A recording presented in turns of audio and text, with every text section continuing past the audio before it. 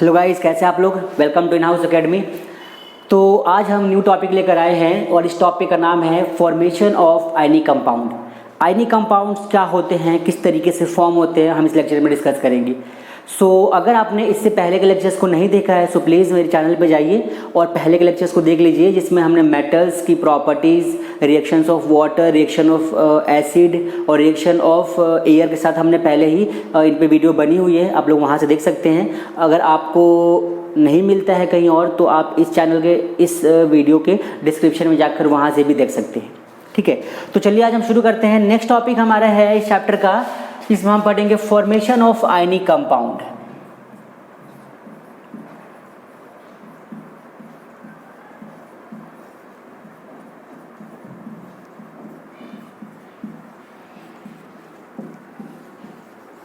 Formation of ionic compounds. तो सबसे पहले डिस्कस करते हैं आयनिक कंपाउंड होता क्या है, उसके बाद पढ़ेंगे कि किस तरीके से फॉर्म होता है। ओके, सो ionic compound,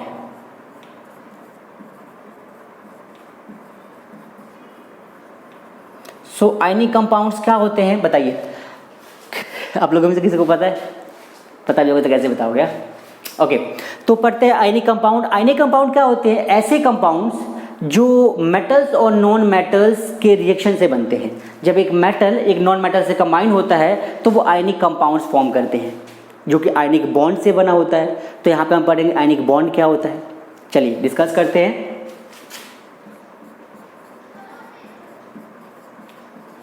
ionic bond. Ionic compound में क्या पढ़ते हैं कि a compound which are formed, a compound which is formed by the combination of metals and non metals. ठीक है, जब मेटल्स और नॉन मेटल्स आपस में कंबाइन होते हैं तो वहां पे फॉर्म होता है आयनिक कंपाउंड। सो बेसिकली हम यहाँ पे लिख सकते हैं क्या कि reaction of metals and non metals. तो चलिए यहाँ पे डिस्कस करते हैं reaction of metals and non metals. देखिए मेटल्स और नॉन मेटल्स आपस में रिएक्ट करते हैं तो किस तरीके से आयनिक कंपाउंड फॉर्म करते हैं मैं आपको समझाता हूँ। देखिए सपोज करिए कि हमने एक ले लिया मेटल, ठीक है, और प्लस में हमने ले लिया नॉन मेटल, ठीक है, और ये क्या फॉर्म करेगा? ये फॉर्म करेगा आयनिक कंपाउंड। तो मेटल जो हमारा होगा हम ले लेते हैं सोडियम, नॉन मेटल ले लेते हैं क्लोराइड, क्लोरीन। ये रिएक्ट करेंगे तो क्या बन जाएगा? ये बन जाएगा NaCl। नो इशू, NaCl बनेगा। लेकिन कैसे? क्या इस तरीके से ही बनेगा? नहीं, ये इस तरीके से नहीं बनेगा। रिएक्शन तो ऐसे ही होगा बट इसके अंदर जो फॉर्मेशन होगी इसकी वो डिफरेंट वे में होती है, और वो होती है कैसे? आयोनिक बॉन्ड की वजह से। तो एक बार डिस्कस कर लेते हैं आयोनिक बॉन्ड क्या होता है।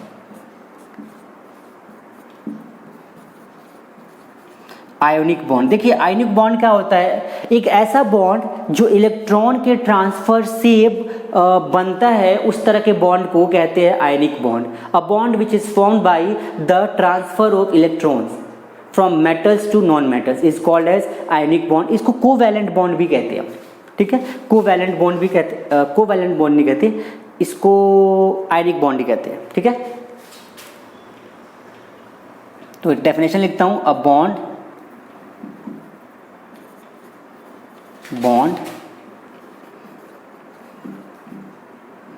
इसको इलेक्ट्रोवैलेंट बॉन्ड कहते हैं, कोवैलेंट बॉन्ड नहीं कहते, electrovalent bond. A bond which is formed due to transfer of electron are called ionic bond. देखिए समझते हैं, सपोज करिए हमारे पास सोडियम है, ठीक है, और हमारे पास है क्लोरीन। ठीक है, सोडियम जो होता है इसकी वैलेंसी जो होती है वो होती है 1, और क्लोरीन की वैलेंसी भी 1 होती है।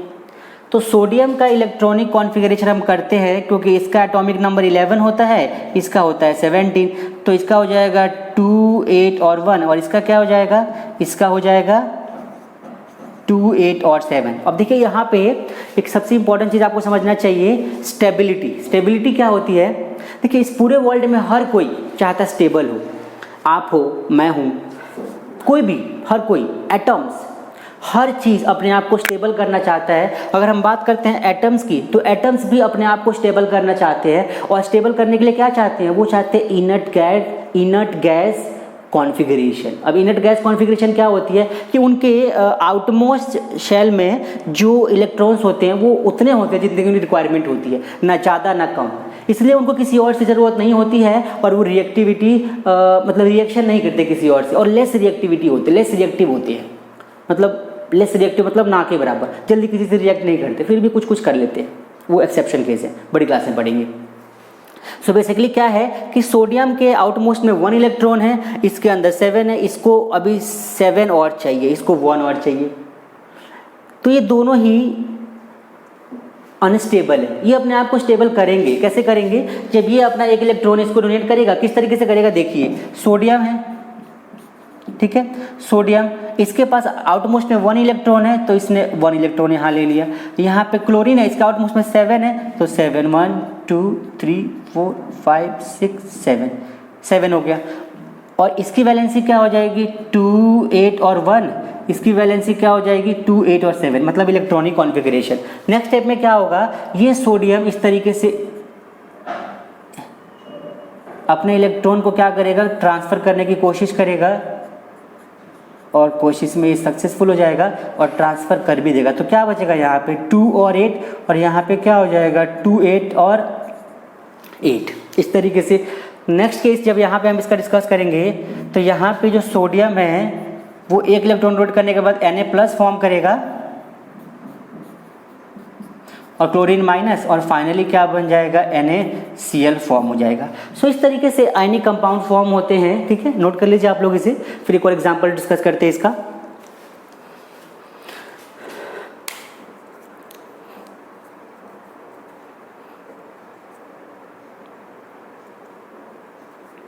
चलिए नेक्स्ट टॉपिक देखते हैं। अब देखिए यहाँ पे एक छोटी सी चीज़ और समझ लीजिए, सोडियम जो है इसने प्लस ऑब्टेन कर लिया। कैसे किया? जब इसका एक रिएक्शन शो करना होता है आखिरी में कि सोडियम है, इसने क्या किया? Na+ और एक इलेक्ट्रॉन डोनेट किया, और यहाँ पे क्लोरीन माइनस कब बना? जब इसने इलेक्ट्रॉन लिया, और क्या बन गया? Cl। तो इस तरीके से आखिरी में रिप्रेजेंट करना बहुत ज़रूरी होता है, नहीं तो कई जगहों पे टीचर्स अपने मर्जी का करते हैं और वो कर देते हैं गलत, ठीक है। इस तरीके से आप लिख लो, यहाँ पे नोट कर लीजिए आप लोग इसको, ठीक है। तो यहाँ पे फॉर्मेशन ऑफ आयनिक कंपाउंड में हमने ये सोडियम क्लोराइड का फॉर्मेशन देखा। अभी हम एक और एग्जांपल देखते हैं।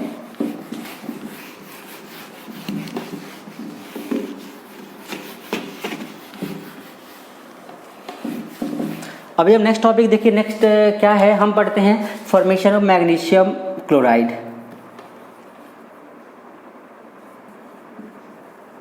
चलिए डायरेक्टली लिख लेते हैं MgCl2। MgCl2 किस तरीके से फॉर्म होगा? देखिए अब सबसे पहले हमें जिस एलिमेंट का, जिस मेटल का जिन दो मेटल्स और नॉन मेटल के मिलने से ये बन रहा है, इन दोनों का इलेक्ट्रॉनिक कॉन्फ़िगरेशन करना पड़ेगा। देखिए सबसे पहले करते हैं मैग्नीशियम का और फिर करते हैं क्लोरीन का। मैग्नीशियम का होता है एटॉमिक नंबर 12 और इसका होता है 17। तो ये क्या हो जाएगा? 2, 8 और 2, इसका 2, 8 और 7, ठीक है इतना। चलिए 2, 8, 2, 2, 8, 7। अब जो इनके आउटमोस्ट ऑर्बिट में इलेक्ट्रॉन्स हैं, इनको हम सिंबॉलिक फॉर्म में रिप्रेजेंट करेंगे। कैसे करेंगे? देखिए हमने यहाँ पे ले लिया मैग्नीशियम और इसका आउटमोस्ट में कितना है? 2 इलेक्ट्रॉन है, तो एक इलेक्ट्रॉन हमने यहाँ ले लिया, एक इलेक्ट्रॉन यहाँ ले लिया। अब यहाँ पे क्लोरीन की बात कर रहे हैं, तो हमने क्लोरीन, अब देखिए यहाँ पे जो कन्फ्यूज़न वाली चीज़ है, हमें यहाँ पे 2 क्लोरीन लेना है। MgCl2 है, 2 क्लोरीन लेंगे क्योंकि 2 इलेक्ट्रॉन है, 1 2 3 4 और ये हो गया 7, ये 7 बना दिया हमने, 2 3 4 5 6 7, 2 4 6 7, ठीक है। अब यहाँ पे क्या हो जाएगा? 2, 8 और ये हो जाएगा 2, और यहाँ पे क्या हो जाएगा? 2, 8 और 7। जब नेक्स्ट केस में मैग्नीशियम क्या करेगा? इलेक्ट्रॉन्स को डोनेट कर देगा, तो उस केस में इसने यहाँ पे डोनेट किया, यहाँ पे डोनेट किया, और यहाँ पे क्या हो जाएगा?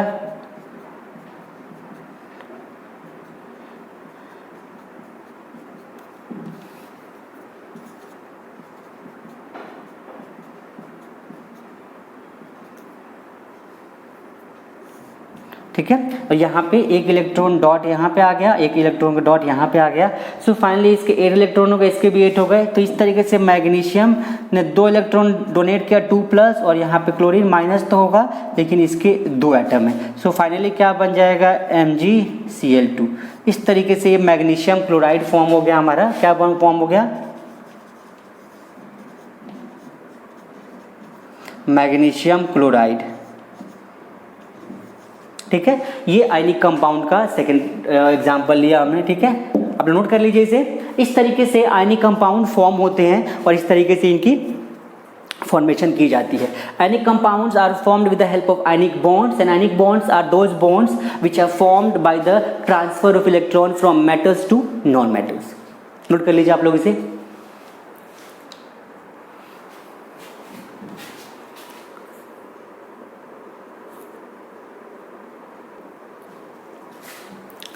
चलिए नेक्स्ट टॉपिक स्टार्ट करते हैं।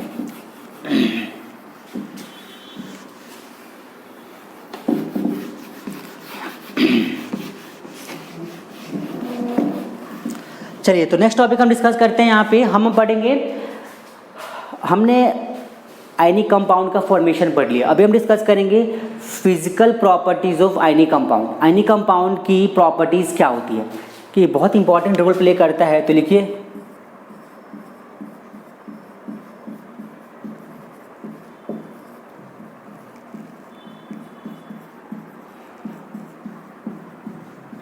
ठीक है, प्रॉपर्टीज ऑफ आयनिक कंपाउंड। देखिए आयनिक कंपाउंड की जो प्रॉपर्टीज होती है उनमें सबसे पहला आता है फिजिकल स्टेट।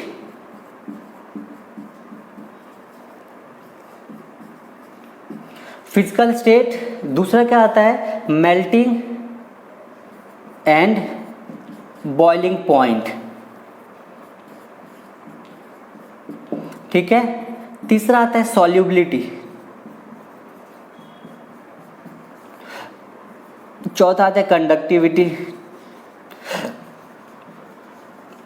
ठीक है, ये 4 प्रॉपर्टीज है जिसको हम डिस्कस करना है। तो सबसे पहले देखिए समझते हैं फिजिकल स्टेट। देखिए जितने भी हमारे आयनिक कंपाउंड्स होते हैं, almost all ionic compounds are in solid states. जितने भी होते हैं they are found in solid state. ये सभी के सभी सॉलिड फॉर्म में पाए जाते हैं।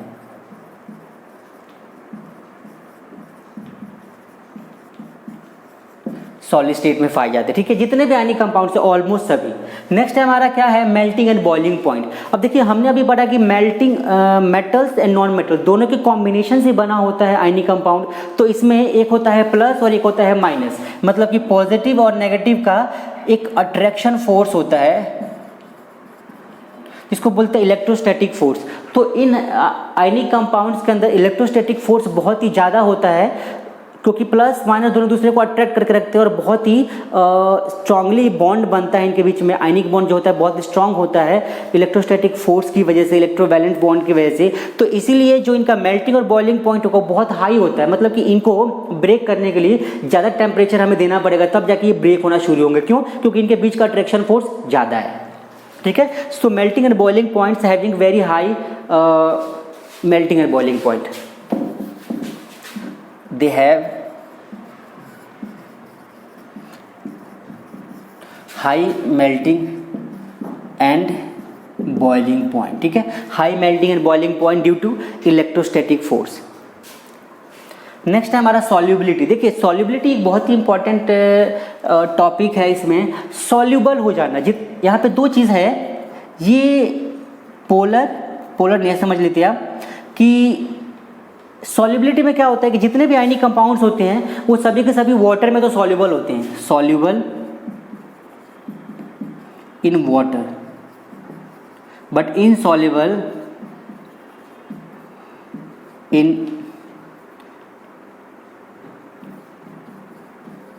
alcohol। ठीक है,